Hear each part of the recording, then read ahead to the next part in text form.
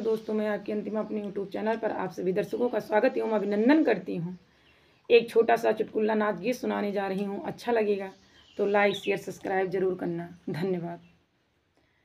ससुरे से नैहर ना जइबे बलमु सवा नंबर बोलैबे। ससुरे से नैहर ना जइबे बलमु सवा नंबर बोलौबे।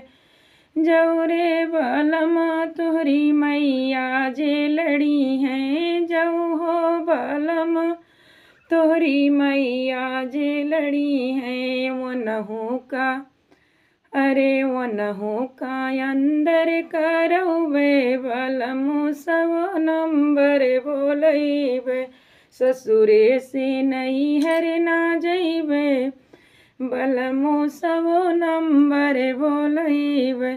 जऊ हो बलमा तोहरी भाभी झगड़ी है, जऊ हो बलमा तोहरी भाभी झगड़ी है।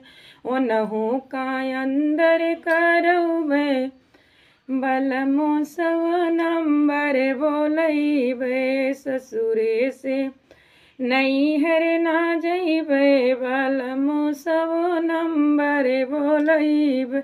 जऊ हो बलमा तोहरे दीदी जे लड़ी है, जऊ हो बलमा तोहरी बहिनी जे लड़ी है।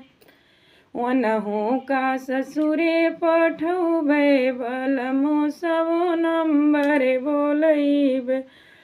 ससुरे से नैहर ना जइबे बलमु सवो नंबर बोलैबे।